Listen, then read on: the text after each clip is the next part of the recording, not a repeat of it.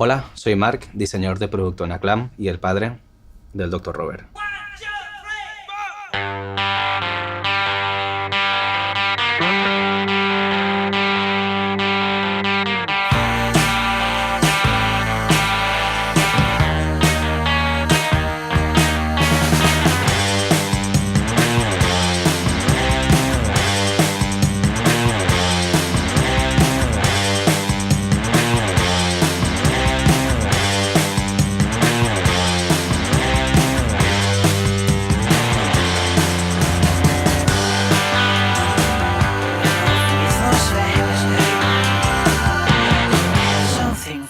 Dr. Robert, aquí lo tenéis.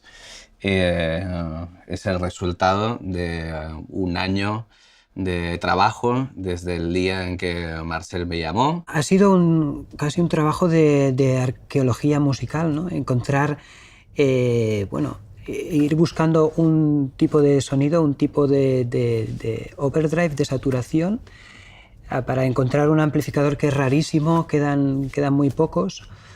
Y bueno, con la idea de aportar algo nuevo también, ¿no?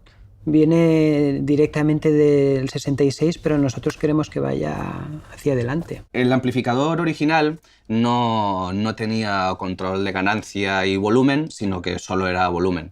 El inconveniente que suponía esto era que no podías controlar el nivel de distorsión, no el efecto, sino la distorsión natural del ampli, controlando el volumen.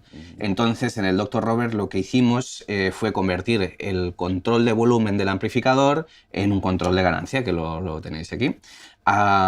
Y posteriormente añadimos un volumen master. Esto lo que te permite es poder graduar el nivel de distorsión a lo que te funcione mejor, ¿no?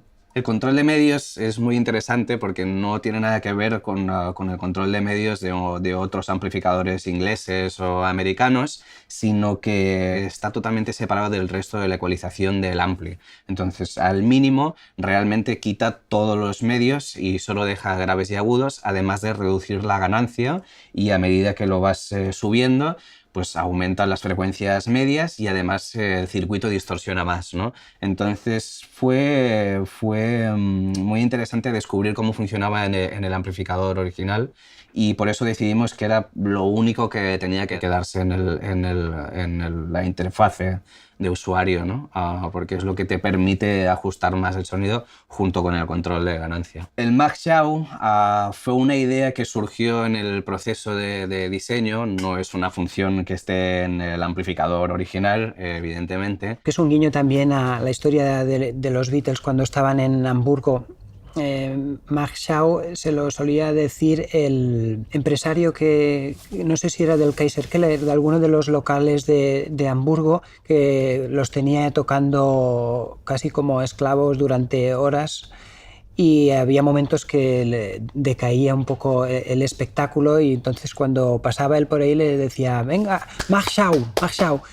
Y eso quería decir que hicieran más show. Nos dimos cuenta que sería interesante que el pedal no solo tuviese ese sonido, sino que pudieras poder jugar con más o menos distorsión, ¿no?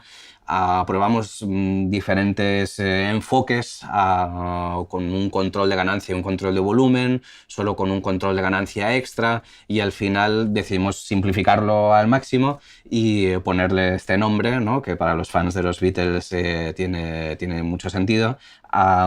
Y es como un preset de distorsión. Tú activas el pedal, tienes tu sonido base con más o menos saturación, y a partir de ese sonido, cuando tú activas el Mag-Shaw, tienes más saturación y un control de volumen independiente, lo que te permite pues, poder hacer un solo subiendo el volumen o poder simplemente tener más distorsión con el mismo volumen. Este amplificador realmente marca el sonido de una época. Concretamente en 1966, y no solo es el sonido de Revolver, también otros grupos lo utilizaron, como los Stones.